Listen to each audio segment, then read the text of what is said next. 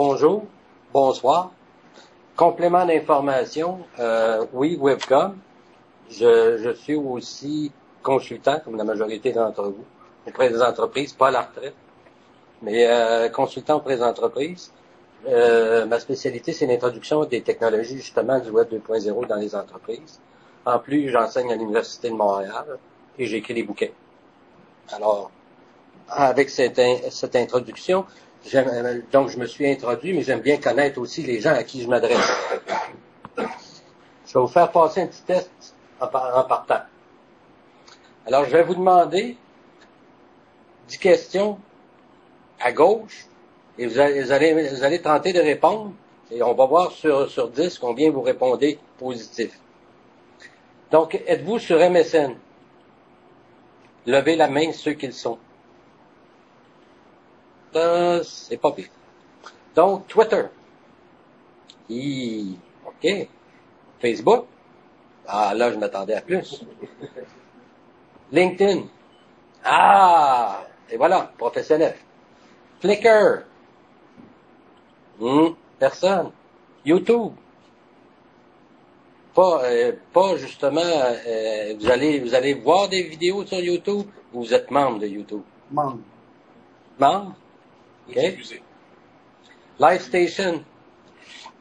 Oh. Skype.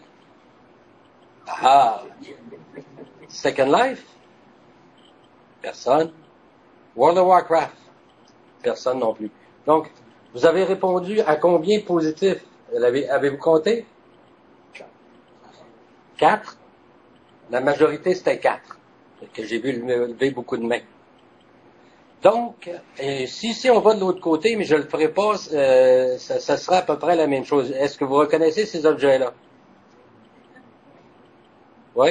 Bon, mais on le fera pas, j'imagine que la moyenne sera à peu près la même ou un petit peu plus élevée. Tout simplement qu'ils vont dire que si vous avez répondu 4 sur 10, donc la moyenne c'est 4 sur 10, donc vous êtes ce qu'on appelle des immigrants du numérique. Parce que le test, c'est que si vous répondez à 5 ou plus sur 10, vous êtes dans cette catégorie-là qui est ici en bas. Donc, c'est ce qu'on appelle les natifs du numérique. Les natifs du numérique, il y a 3 catégories. Donc, il y a la génération Y, dont tout le monde entend parler. Mais il y a une autre génération qui est la génération qui vient en arrière de la génération Y et que certains appellent la Net Generation. Et eux, ils ont entre 5 et 20 ans et ils sont à l'école. La génération Y a commencé à entrer dans les entreprises.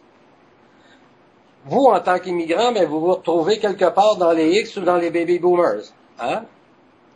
Et quelque part, donc, ces deux générations-là, donc surtout les baby boomers, s'en vont à la retraite, évidemment, entre 2010 et 2025. Et beaucoup en passant entre 2010 et 2014. Donc, ce qui fait que quelque part en passant, le middle management, la génération X va passer à peu près une fenêtre d'opportunité sur évidemment la partie dirigeant d'entreprise pendant à peu près une dizaine d'années seulement. Et après ça, c'est les générations montantes qui vont prendre ce pouvoir-là. C'est un très grand paradigme de changement et on va voir pourquoi. Je vous amène à une autre, et elle est difficile un peu à comprendre et on va passer rapidement tout ça pour vous dire que quelque part, il y a près de 1700 générations, l'homme moderne commence par inventer le langage. Regardez combien de générations ça a pris avant qu'on fasse quelque chose de vraiment significatif au niveau du développement humain. Donc, il a fallu attendre toutes ces générations-là avant d'arriver, il y a 300 générations, à la formalisation d'écriture. Après ça, il a pris quand même plusieurs générations avant d'en arriver à l'imprimerie. 35 générations. Et là, regardez après ça l'accélération du changement. Certains se souviennent du livre que j'ai mis là-bas, que j'ai mis à gauche, qui s'appelle Le choc du futur. Plusieurs l'ont lu. Oui. T'avais des cheveux dans ce temps-là. Long. Moi aussi. Long. Moi aussi. Donc, quelque part, évidemment, la théorie d'Alvin Toffler, c'est qu'évidemment, la roue du changement s'accélère de plus en plus. Et c'est prouvé par les changements technologiques qui arrivent à partir de 1910. Et regardez l'accélération jusqu'en 2000. Mais quelque part, dans toutes ces générations-là, à venir jusqu'en 2000, il y a toujours eu la possibilité de passer d'une génération à l'autre, le savoir d'une génération à l'autre. Donc, c'était les vieux qui apprenaient aux jeunes. Donc, ils transmettaient le savoir aux jeunes. Mais depuis 2000, vous avez vu les jeunes générations, donc ceux qu'on appelle les natifs du numérique, depuis 2000, ça s'inverse. Et c'est pour ça que j'ai mis le petit article du Devoir en bas, où là, on dit, ils m'ont enlevé la peur d'aller sur Internet, mais regardez ce que j'ai mis en encadré. Des jeunes de 6e année suscitent l'admiration de leurs élèves retraités. Pour la première fois dans l'histoire de l'humanité, maintenant, le passage d'expertise s'inverse. C'est la jeune génération qui passe l'expertise à la vieille. Et ça a des impacts importants. En passant, la planète Internet actuellement, c'est près d'1,5 milliard personnes qui ont l'Internet. Et ça s'en va en croissant. Vous voyez les taux de croissance. Ici, en Amérique du Nord, 73% de la population a l'Internet. C'est le plus fort taux de pénétration. Mais regardez où est le plus fort taux. Les plus forts taux, évidemment, il y a des taux très élevés au Moyen-Orient. Et quelque part, regardez le nombre de populations qu'il y a en Asie et le taux de croissance. Donc, quelque part, quand je parlais des natifs du numérique et du fait qu'ils apprenaient aux anciennes générations, changement de paradigme, si on regarde ce que les jeunes font sur Internet, donc parmi les 1,5 milliard, ils passent 10 000 heures, quand ils vont avoir atteint 21 ans, ils vont avoir passé 10 000 heures sur les jeux vidéo, 10 000 heures sur le cellulaire, 20 000 heures sur la télévision. Moins de 5 000 heures à lire des livres. Mais regardez le restant. 2 milliards de chansons et de vidéos par mois et 3 milliards de messages textes par jour. En passant, ceux qui ont des enfants, il y en a qui ont des jeunes enfants ici, là? Oui. Premièrement, le courriel, ça n'existe plus. Pour eux, ça n'existe plus. C'est ça qui existe.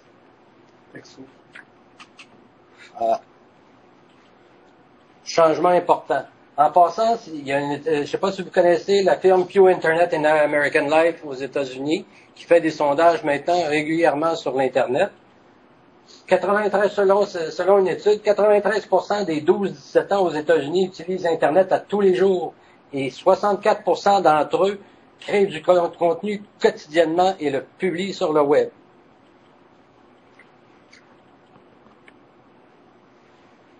Autre phénomène, évidemment, quand on parle du Web 2.0, 1 milliard de requêtes sur Google par année, 253 millions de membres sur MySpace, 140 millions sur Facebook, 100 millions de vidéos par jour sur YouTube, etc., 130 millions de blogs. Donc, et ça, c'est pas seulement que cette génération-là, c'est beaucoup générationnel. Oui, c'est dans ces générations-là, donc dans la NetGen et dans la Y, mais quand on regarde évidemment dans Facebook maintenant, la moyenne d'âge, c'est 35 ans. Donc, les vieux s'y mettent aussi. Évidemment, il y a beaucoup de mains qui se sont levées quand j'ai parlé de Skype. Donc, Skype, quel est l'avantage et pourquoi je l'ai mis, c'est que quelque part, pour la première fois, on est capable de faire une conférence à plusieurs, partout à travers le monde et que ça coûte rien.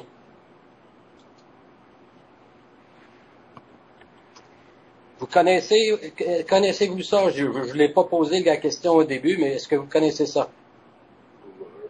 Oui, Google Earth. Et à un moment donné, vous avez aussi Google Maps.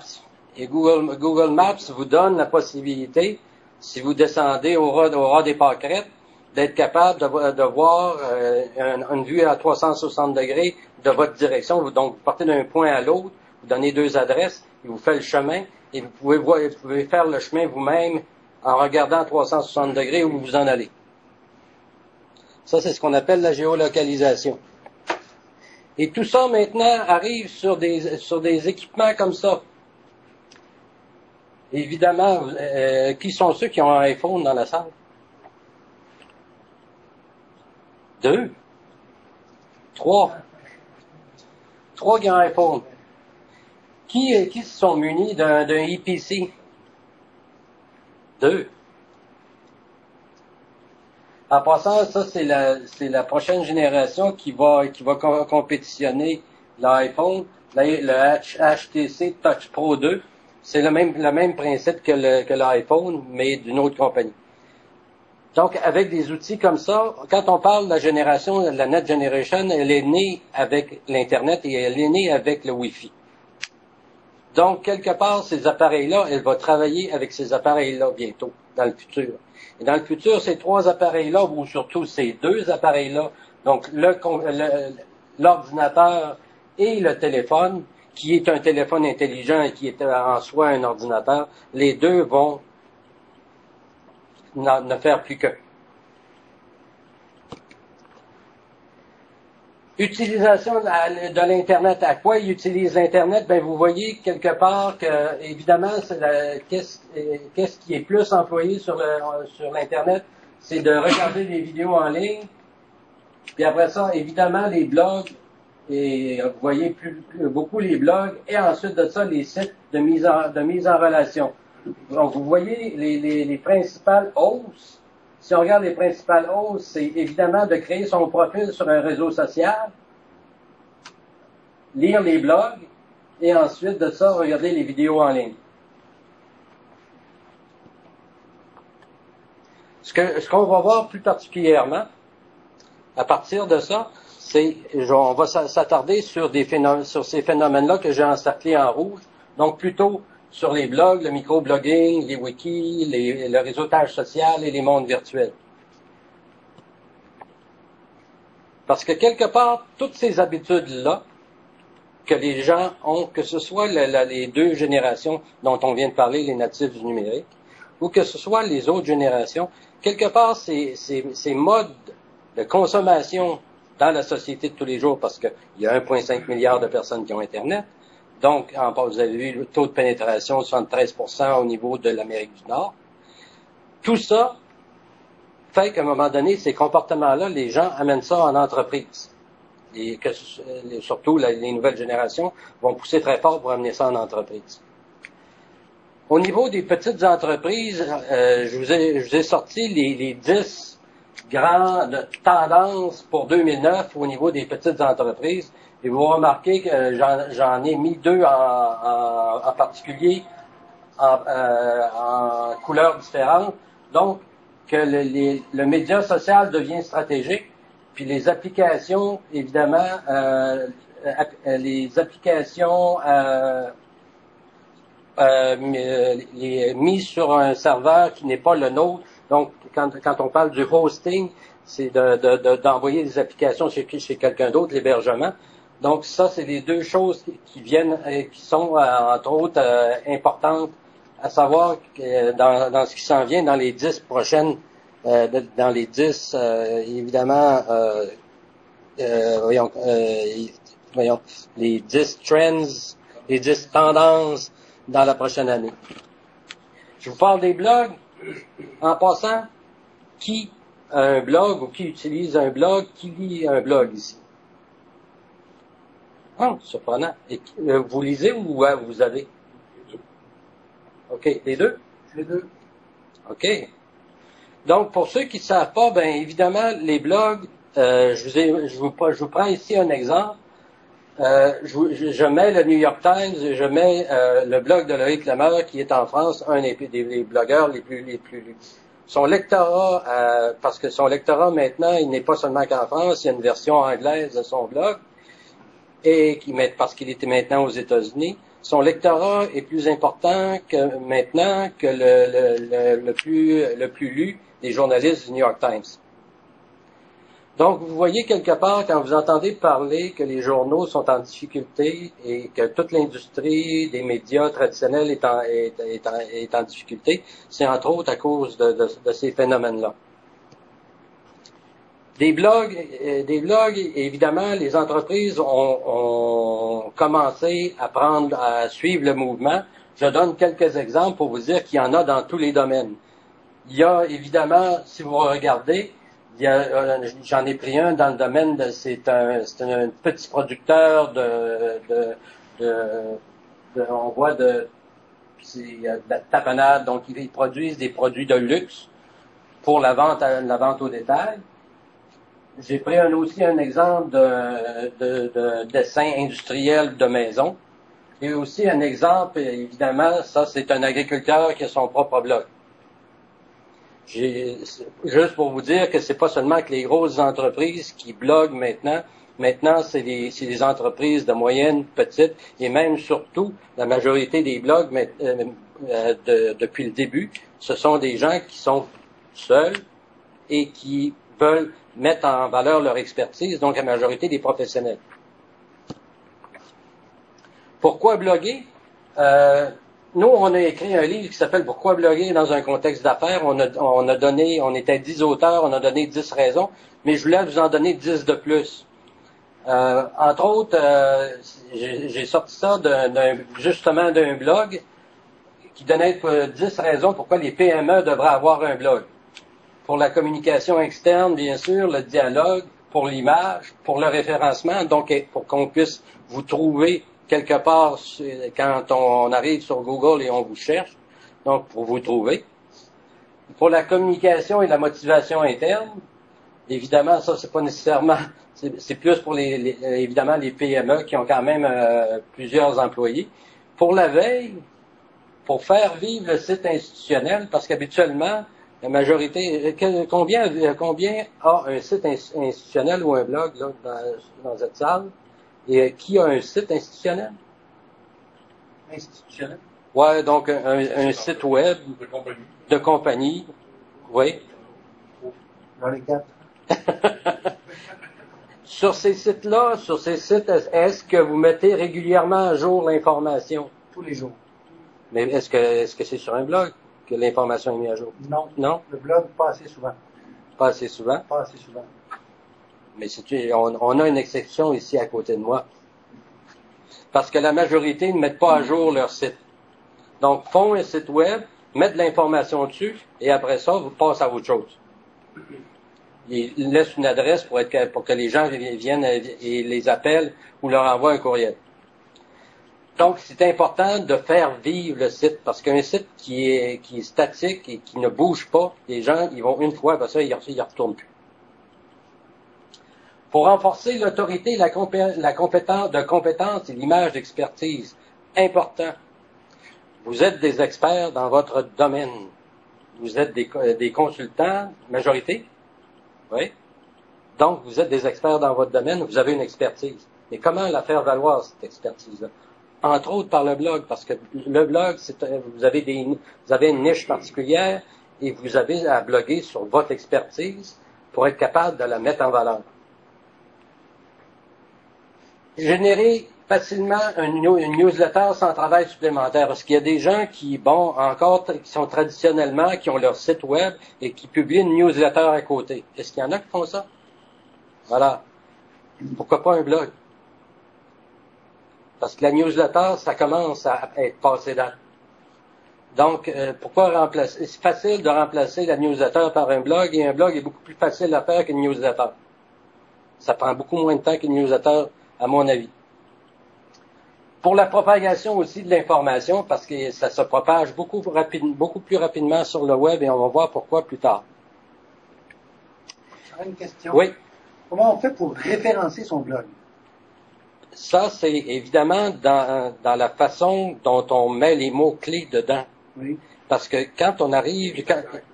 oui, OK, il y a deux façons. Donc, il y a les mots-clés et il y a aussi les tags, ce qu'on appelle donc de taguer le contenu. Maintenant, sur le web, on fait plus de tags que de mots-clés. Parce que le mot-clé, c'était plus dans le web précédent où les engins de recherche, les moteurs de recherche cherchaient les mots-clés.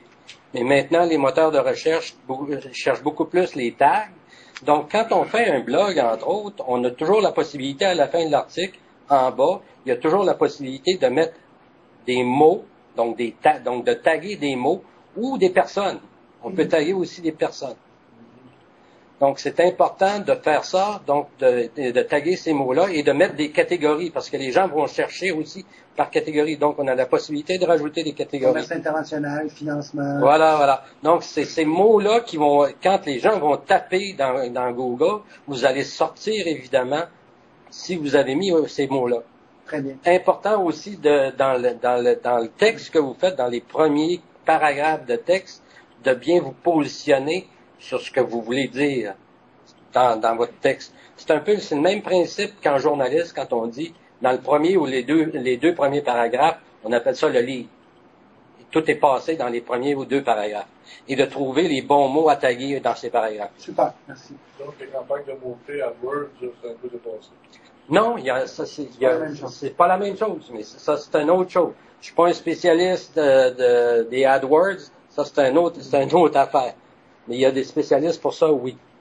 Le référencement et le rayonnement web, c'est une autre chose.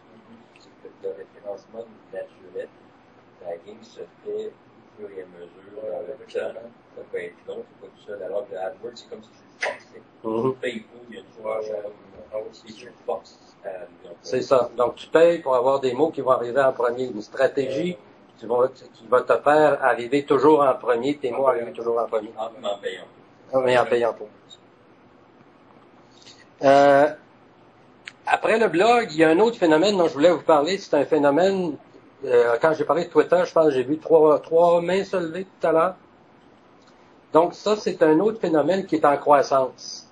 Et pas une petite croissance.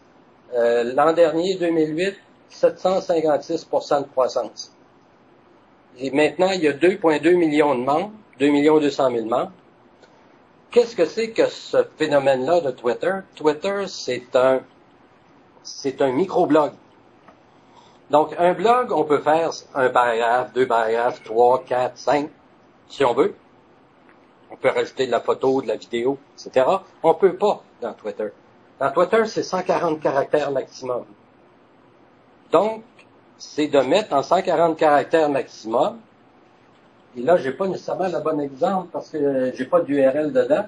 Mais donc, de passer l'essentiel de l'information qu'on veut en 140 caractères, tout en étant capable, mais là on le voit pas, de mettre aussi un URL, donc un lien vers d'autres choses.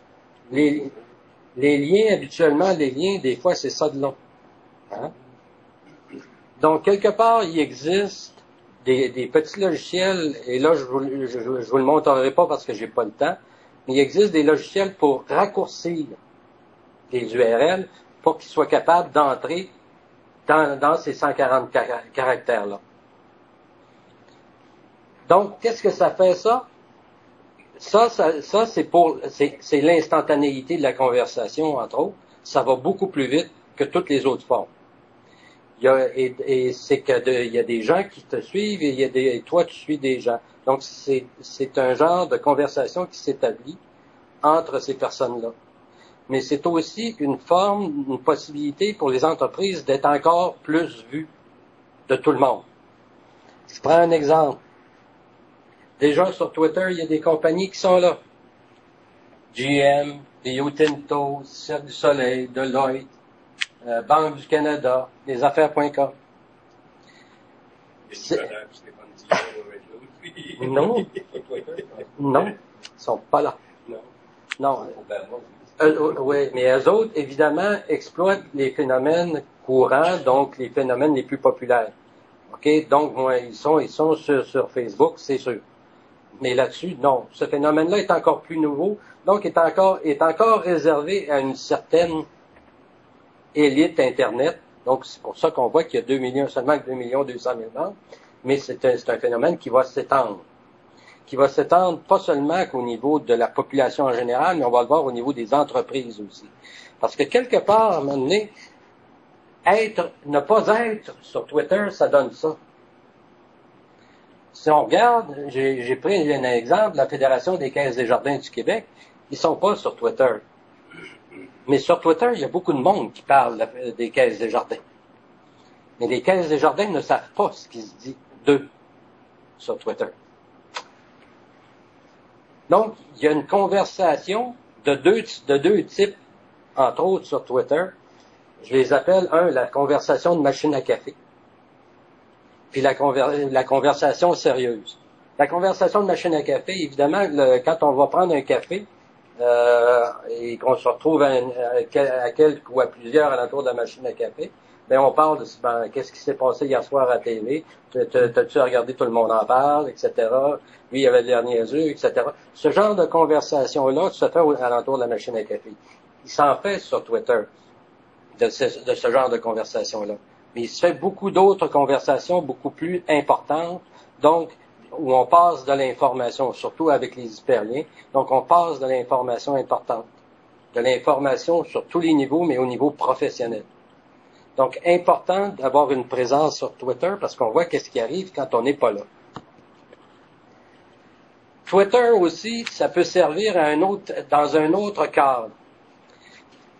Moi, j'ai longtemps été dans mon entreprise responsable des mesures d'urgence. Donc, dans le temps des mesures d'urgence, en 98, on avait des numéros de téléphone cellulaire pour l'ensemble de la structure des gens qui étaient dans la structure d'urgence de l'entreprise.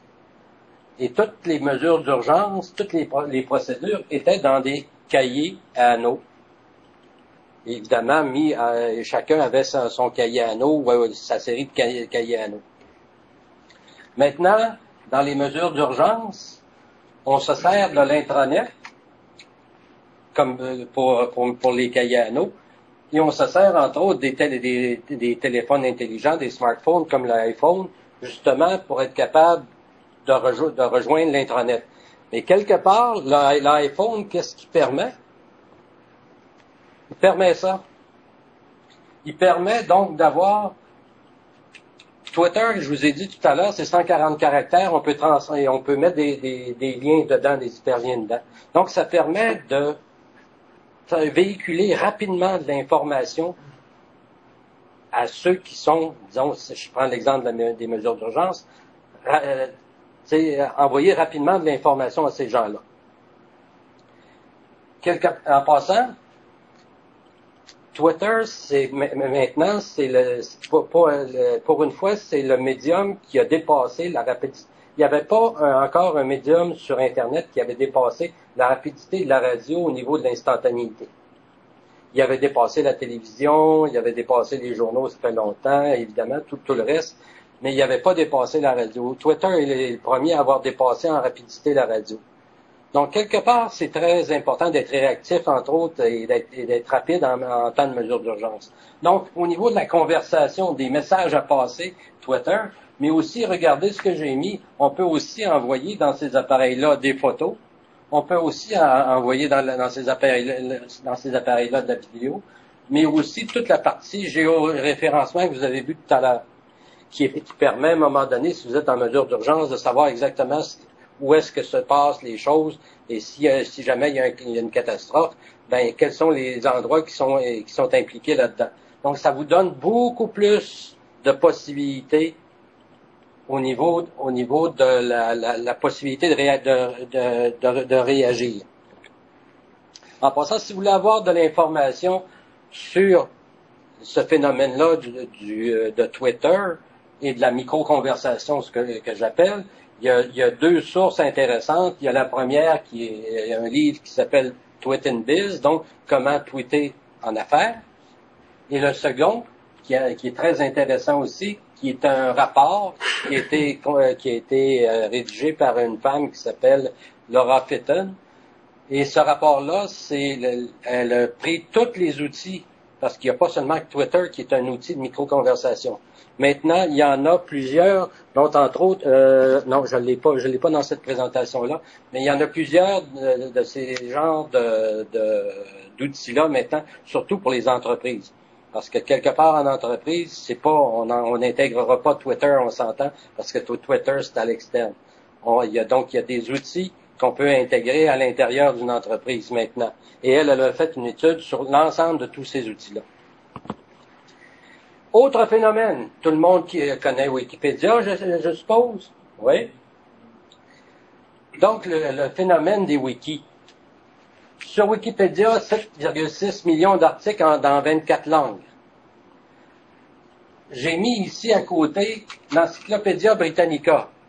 Il y a eu un cas célèbre qui disait à un moment donné, bon, ben, l'Encyclopédia Britannica, c'est une institution qui date de centaines d'années et c'est faite par des spécialistes et quelque part l'information là est vérifiée, elle est vérifiable, elle est sûre, etc.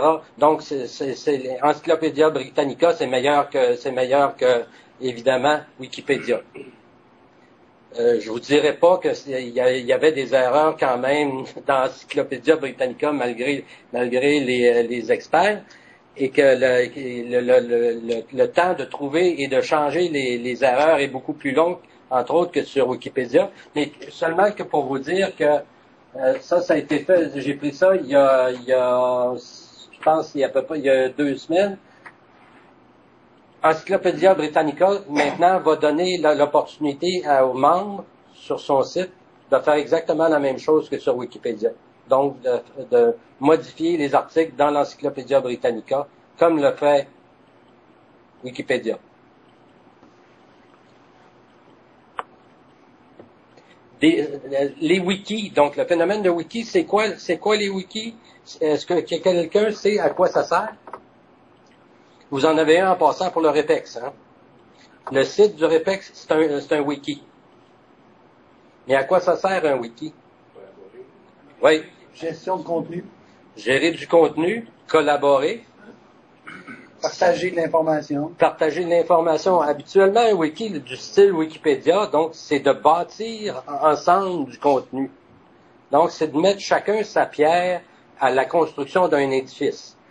Que ce soit je sais pas moi, un répertoire linguistique. Ça fait 5 ans qu'on est en wiki.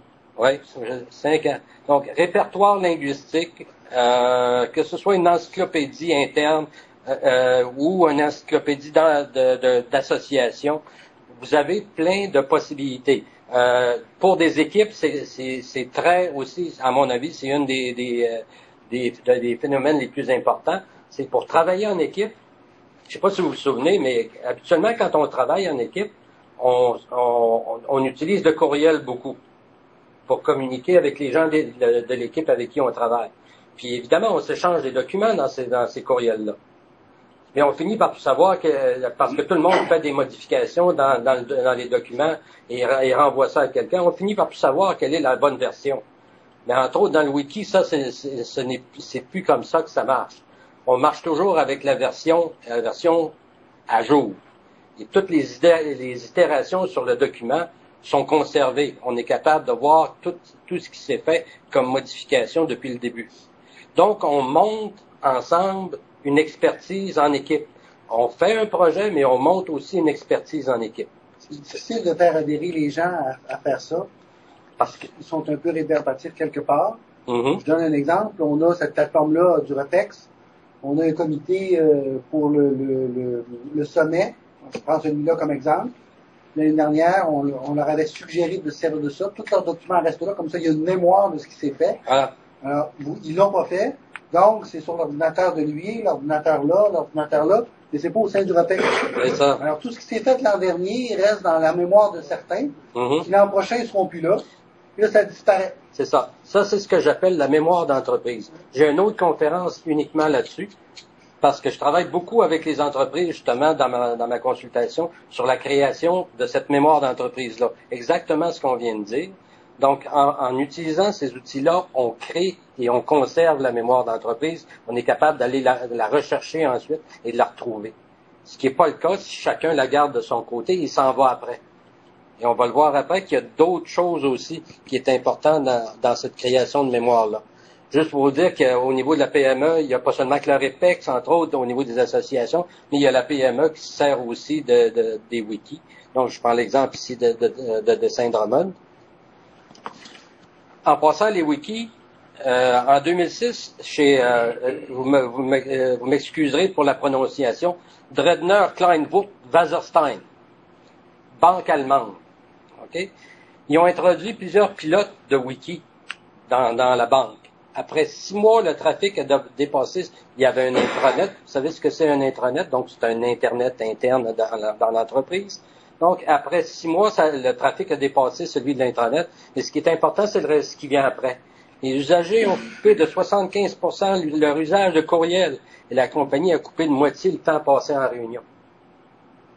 Les gens sont mieux informés. Entre autres, c'est que quelque part, comme on le disait tout à l'heure, au lieu de s'envoyer des courriels avec des documents, il y a une place où ils vont chercher le document. Donc, à ce moment-là, tu n'utilises pas le courriel. Et en plus, bon, comme tu fais le travail en équipe là-dessus, tu n'as pas nécessairement tout le temps besoin de te rencontrer. Ça peut se faire là-dedans. Donc, de là aussi, le temps coupé de moitié. Nous autres, on a appris chez nous, chez Contact Monde, à servir de wiki avec Europex. On a appris à construire des groupes de travail. On a des projets à l'international. J'en mentionne un qu'on est en train de faire avec le Burkina Faso. On a 12 compétences qui travaillent là-dedans, dont certaines ne voyageront pas.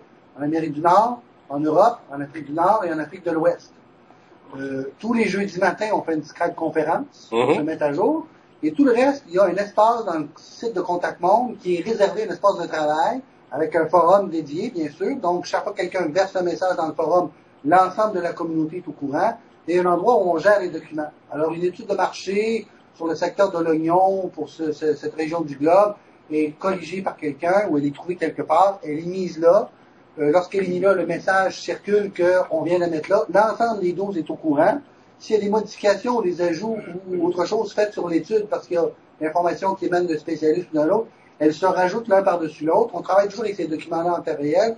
Et on se sert aussi de Microsoft Live, où est-ce qu'on a le Microsoft Project de ce qu'on est en train de faire avec toutes les étapes.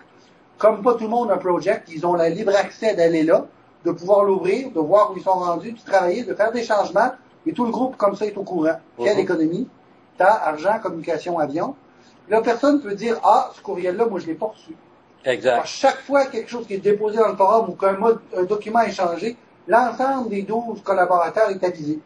Ce qu'on fait quand on fait la réunion du jeudi, ben, c'est qu'on fouette un peu les troupes pour dire oui, ton apport dans le travail, parce qu'il y a de la réticence en cours de route où les gens disent oui, j'ai pas le temps, je m'en suis pas occupé, je l'ai reçu, j'ai pas été capable de me brancher. Très important, là, quand tu as parlé de fouetter. On va retrouver ça dans tout ce qui est site de ce qu'on appelle les médias sociaux maintenant. Le fouettage. C'est-à-dire le fouettage, ça prend quelqu'un pour animer. Que ce soit un wiki ou ce qu'on va voir après, ça prend quelqu'un pour animer. Maintenant, on appelle ça il y a eu différents noms, mais appelez ça responsable de communauté. Parce que finalement, ce qu'on crée là, dans ce genre de choses-là, c'est une communauté de pratique. On s'entend? Oui. Et ça, ce qu'on fait là, c'est le Repex qui nous l'a montré. C'est en faisant ça au Repex qu'on l'a vu et qu'on l'a appliqué. Ce qui nous permet à nous de faire des propositions de projets à moindre coût parce qu'on ne déplace pas ces 12-là 3 fois au Burkina Faso. Exact. Autre outil, évidemment que ce soit, si vous avez un blog en passant, vous avez la possibilité dans votre blog de mettre des photos ou de mettre de la vidéo. Donc, on se sert beaucoup, entre autres, de Flickr et de YouTube comme dépôt de photos ou dépôt de documents. Mais comprenez-moi bien, ces deux outils-là sont aussi des outils de communauté. Parce qu'il y a une communauté de gens qui partagent des photos ensemble ou des vidéos ensemble. Donc, ce sont deux communautés et vous voyez un peu comment les deux communautés se comportent actuellement. On voit que YouTube est à peu près à 70 millions de membres et Flickr à peu près à près de 30 millions de membres. On arrive maintenant à ce qu'on appelle les réseaux sociaux. Je vous ai parlé évidemment tantôt si vous connaissiez Facebook. Beaucoup le connaissent. Mais il faut comprendre qu'on n'utilise pas un réseau social pour n'importe quoi. Il y a des réseaux sociaux pour plusieurs utilités particulières. J'en donne deux ici. Vous voyez, il y a Facebook, mais il y a aussi MySpace. Ben, Facebook, moi particulièrement, je vous ai mis mon Facebook à moi ici. Et mon Facebook, je m'excuse, mais c'est mes amis. Donc, je m'en sers comme réseau social. On s'entend, donc la famille, les amis. Et les contenus qu'il y a là-dessus, c'est pour la famille et les amis. Mais c'est pas pour les affaires. MySpace est encore là. MySpace, c'est aussi un réseau social, mais pas pour les mêmes genres de personnes. Je vous ai dit tout à l'heure que sur Facebook, la population avait tendance à être plus vieille, 35 ans et plus, et que c'était beaucoup plus d'échanger avec la famille, donc photos, etc., avec la famille. Sur MySpace, c'est pas pareil. MySpace, c'est réservé beaucoup, et la majorité de ceux qui vont là-dessus, c'est une communauté artistique. Ce sont tous les musiciens, tous les acteurs, sont tous là-dessus. Donc, quelqu'un qui veut, à un moment donné, faire de la pub ou s'installer sur un réseau social pour des raisons professionnelles, c'est pas nécessairement la place à aller. Entre autres, et aussi, quelque part, il faut voir que les réseaux sociaux se répartissent inégalement à travers le monde. On voit que Facebook domine beaucoup ici au Canada, mais que c'est MySpace aux États-Unis. Et aussi en Amérique centrale, mais pas du tout en Amérique du Sud. L'Amérique du Sud, c'est Orkut. C'est un autre réseau social. Et on voit qu'en Europe, c'est beaucoup MySpace. Et regardez, c'est un peu alentour, en Europe de l'Est et en Scandinavie, que Facebook a pris. Et beaucoup après ça, en Inde, beaucoup dans la péninsule ici en Inde, mais en Chine, c'est pas du tout Facebook en passant. Vous voyez, il y a des choses particulières à l'Inde, et en Australie, c'est Facebook. Donc, à un moment donné, si vous utilisez un réseau social, il faut voir pourquoi vous l'utilisez et quelle région vous allez toucher en particulier. En passant, il y en a effectivement qui utilisent Facebook à des fins professionnelles. J'ai pris un exemple comme ça que j'ai trouvé. C'est un fromager qui utilise justement Facebook pour faire la promotion de ses fromages ici au Québec. Et en plus, vous voyez, il y a une vidéo, à l'intérieur de son profil, il y a une vidéo pour vanter les produits de ses fromages. Les recruteurs aussi d'entreprises de plus en plus vont servir de Facebook. Oui, mais attendez, au niveau du recrutement, au niveau de l'entreprise, j'y arrive tout à l'heure. Donc, des réseaux sociaux comme ça, ils s'en créent beaucoup au Québec. Vous voyez, des réseaux comme des réseaux généralistes comme Facebook, il n'y en a pas beaucoup. Il y a entre autres celui d'Espace Canoë. Donc ça, évidemment, c'est québécois. Mais après ça, ce sont des réseaux spécialisés. Les Canadiens de Montréal, un réseau sur le vin, il y a entre autres les recettes du Québec. Il y a dans le coin là-bas InPower qui est un réseau sur le mieux-être. Ce sont des réseaux spécialisés. Donc, on vient de voir que ça, ce sont des réseaux à l'externe, et et on a dit que c'est des réseaux qui ne sont pas nécessairement des réseaux pour les affaires. On rentre maintenant dans les réseaux pour les affaires, et ce que vous parliez tantôt pour le recrutement, on va le voir. Donc, ce qu'on appelle les réseaux sociaux pour les affaires, ce qu'on appelle le business social networking. Dans les entreprises, il y a 92,9% des entreprises qui n'ont pas de politique ou qui bloquent l'accès aux réseaux sociaux.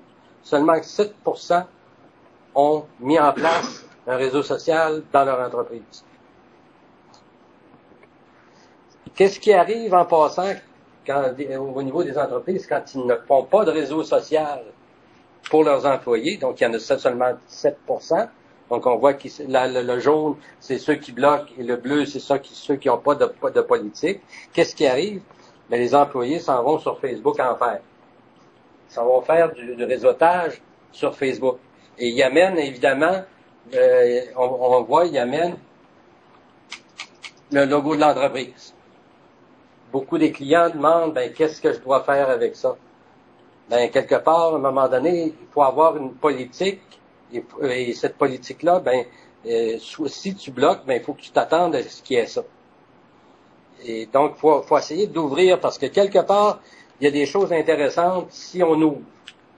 Je prends l'exemple ici, ça a été fait à Orange en France. Donc, ils ont ouvert, c'est le même principe que Facebook. Vous avez un profil que vous remplissez, mais c'est un profil professionnel. Profil professionnel. Donc, quelque part, ça vous permet d'avoir, dans une entreprise, d'être capable de trouver rapidement qui fait quoi et d'être capable de créer des équipes rapidement. Donc, de trouver rapidement l'expertise dans l'entreprise. Je passe rapidement là-dessus pour vous dire que les réseaux sociaux peuvent aussi servir à l'organisation d'événements. Je donne 3 exemples qui se complètent. Facebook, mais maintenant, je l'enlèverai parce que LinkedIn est capable de le faire maintenant. Donc, LinkedIn pour organiser le groupe ou l'événement. Après ça, on passe à Amiendo, parce qu'Amiendo, l'événement, qu'est-ce qu'il fait? Il prend en charge tout le processus d'inscription, de gestion des inscriptions. Et ensuite de ça a été monté sur Ning. Donc, quand on arrive à l'événement lui-même, Ning gère toute la partie événement lui-même, communauté et partage de documents à l'intérieur de l'événement lui-même.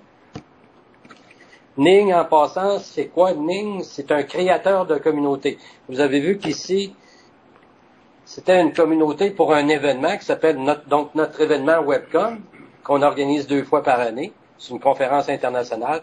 Donc, on peut faire toute notre conférence internationale en utilisant les réseaux sociaux, en passant. Mais Ning, c'est un générateur de communauté. Si vous allez sur Ning, que vous rentrez, premièrement, c'est gratuit au départ. Vous pouvez vous créer une communauté, votre propre communauté, et inviter des gens à l'intérieur de votre communauté. Vous voyez, là, je suis dans une communauté, entre autres, qui s'appelle Apprendre 2.0. Donc, sur l'éducation, mais l'éducation en utilisant les technologies du Web 2.0. Mais des communautés comme ça, il y en a, je pense, 600 000 actuellement de créer avec Ning. Et ça s'en va, ça grossit exponentiellement.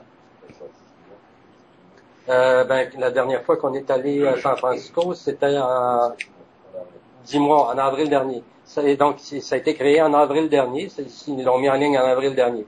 Il y a 600 000 communautés déjà. Et des communautés avec beaucoup de membres. Celle-là, il n'y a pas le nombre de membres affiché, mais j'aurais pu vous le sortir. Mais donc, il y a des communautés comme ça, il y en a sur tous les sujets. Mais ça, c'est intéressant au niveau professionnel. Donc, c'est une communauté professionnelle. C'est une communauté au niveau de l'apprentissage et l'éducation. Mais il y a celle-là aussi. Celle-là, vous la connaissez. Hein? Donc, LinkedIn, c'est bien sûr la plus connue. 30 millions de membres, en augmentation de 10 000 par jour, abonnement de 275 par année.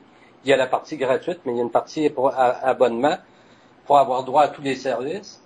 Je vous parle en passant, il y a une partie là-dessus et je l'ai pas là. Mais si vous regardez en haut, au niveau du recrutement, il y a une partie qui s'appelle Jobs en haut, qui est toute la partie où on peut évidemment chercher à embaucher des gens et nous-mêmes aller se positionner si on cherche un emploi. Mais moi, la partie que j'aime le plus à l'intérieur de LinkedIn, c'est cette partie-là, c'est la partie où on dit « ask a question » et « answer questions ». Donc, quelque part, vous êtes un professionnel dans votre domaine. Et quand on parlait de blog et de mise en valeur de l'expertise, ça, c'est une autre façon de mettre en valeur l'expertise à l'intérieur d'une communauté. Il y a 30 millions de membres, n'oublions pas, qui sont là en réseautage professionnel. Quelqu'un pose une question. Vous avez l'expertise pour être capable d'y répondre. Plus vous répondez de façon pertinente et plus vous répondez souvent, plus vous êtes reconnu comme étant expert à l'intérieur de la communauté. Et à ce moment-là, plus les gens vous consultent. Et plus il y a de possibilités d'avoir des contrats et de faire de l'argent. C'est un principe qui va être appliqué et qui est appliqué ailleurs. Et là, évidemment, moi, je parle beaucoup, donc, qui est appliqué dans l'innovation.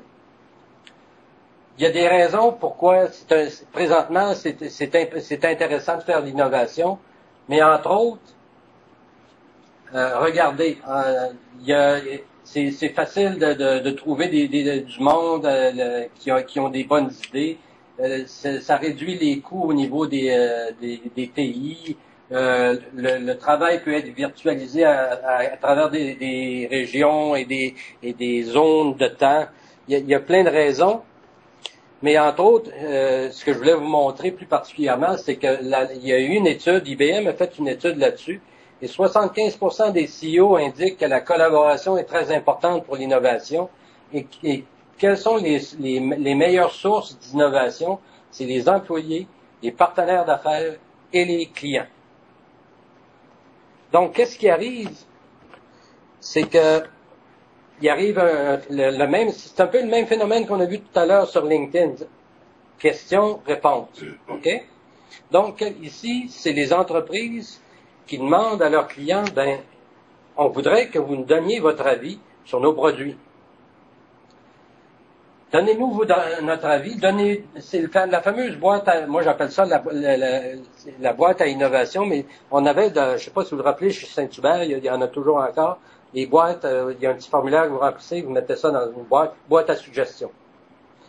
Ça, c'est le même principe, mais porté au niveau du web, donc avec des sites comme chez Dell, qui s'appelle IdeaStorm, ou chez Starbucks pour les cafés, ou encore là, Idea Connection.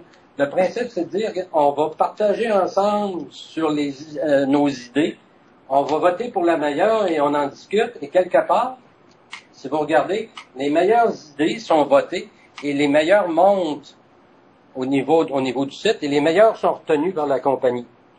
Et la compagnie intègre, évidemment, dans son processus d'amélioration, les meilleures idées qui ont été suggérées par leurs clients, et ça gratuitement. Tout ça pour dire qu'à un moment donné, la fierté des personnes qui ont fait ça gratuitement, c'est de dire qu'à un moment donné, mon idée était la meilleure, a été votée la meilleure et a été prise par la compagnie.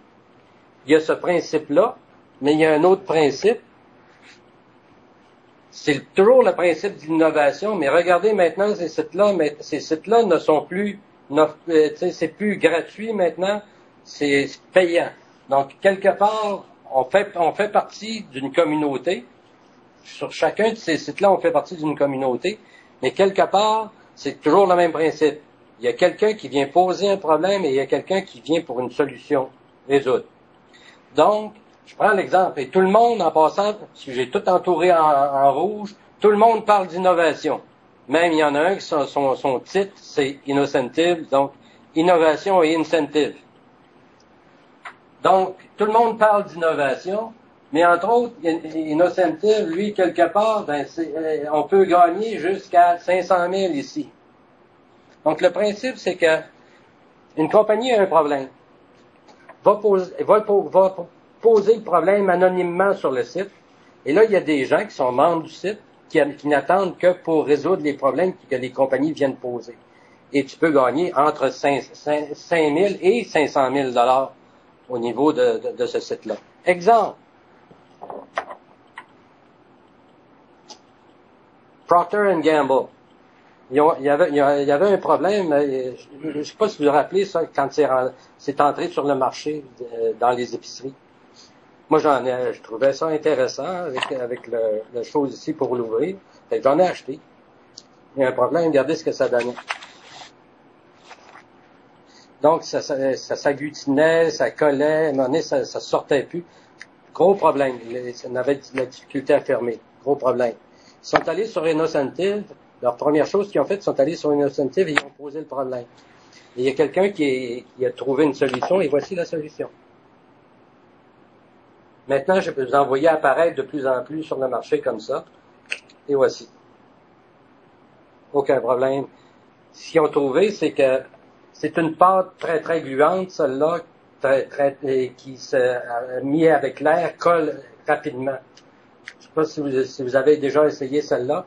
Elle est beaucoup plus liquide et elle colle pas.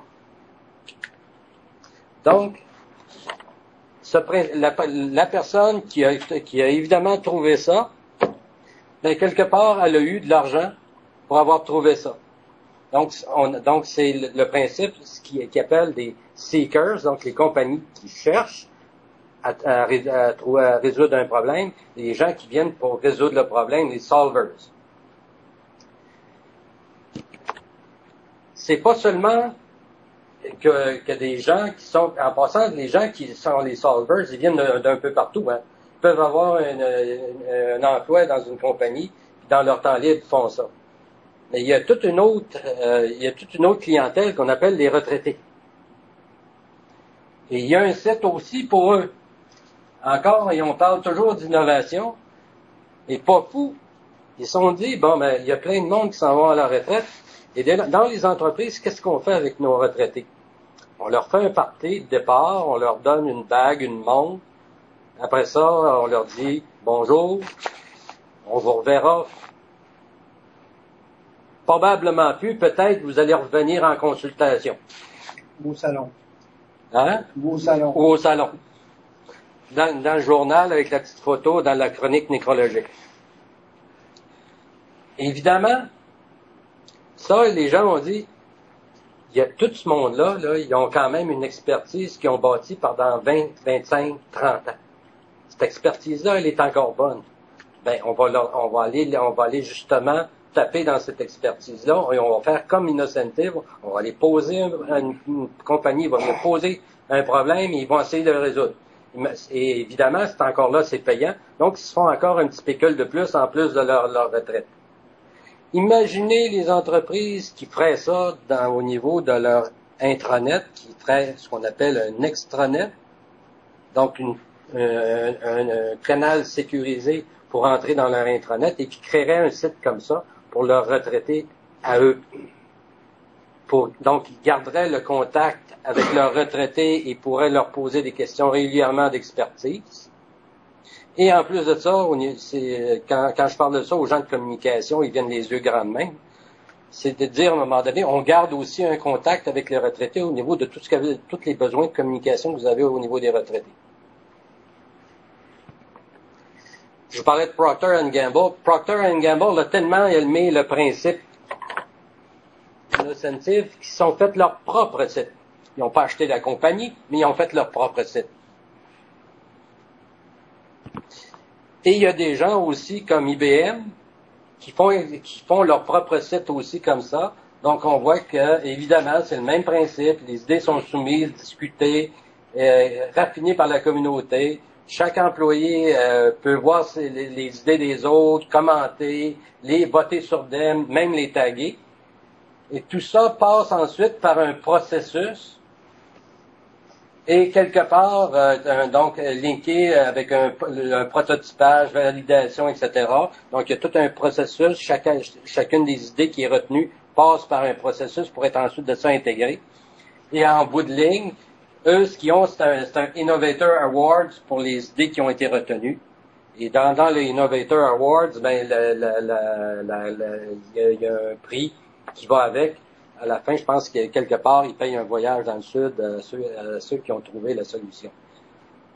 Donc, intéressant comme principe d'innovation pour l'entreprise. Ils sont pas les seuls. IBM, la RATP, donc en France, a fait la même chose. Pour vous dire, je voulais vous parler rapidement des mondes virtuels. Ben, il y a 15 millions de morts en passant sur Second Life. Avez-vous déjà entendu parler de Second Life? Oui. Oui. Donc, c'est un principe, on rentre là, on se crée un avatar, donc un personnage, et on se promène à travers un monde virtuel. Au départ, il y a eu beaucoup de monde qui sont allés là-dessus, ça a eu beaucoup de popularité, et depuis un certain temps, on n'entend plus parler de Second Life. Pourquoi? Parce que quelque part, Second Life, c'est trouver une deuxième vie, et la deuxième vie, c'est quoi? C'est au niveau des entreprises. Donc, on voit qu'ils ont créé ce qu'on appelle Second Life Grid. Et là, évidemment, je vous donne toutes les possibilités qu'ils ont trouvées sur Second Life pour les entreprises. Mais en particulier, ce que je veux vous montrer, c'est ce qu'a fait IBM. Je vous parle beaucoup d'IBM, vous allez voir pourquoi tout à l'heure. Et IBM, ce qu'ils font, ils font de la formation. Ils ont acheté 50. Sur Second Life, ça marche en passant, tu achètes du territoire et tu bâtis dessus. Donc, eux autres, ils sont achetés 50 îles sur Second Life. Ils ont fait des installations pour tenir des réunions virtuelles et faire de la formation. Ce qu'on appelle, je ne sais pas si vous connaissez le terme e-learning. Maintenant, ce n'est plus le e-learning, maintenant on appelle ça le V-learning, le virtual learning. C'est le même principe que les outils d'e-learning de première génération. Maintenant, on utilise maintenant Second Life avec toutes les possibilités. Donc, tout le monde peut assister à ces formations-là. Et il y a toutes les possibilités aussi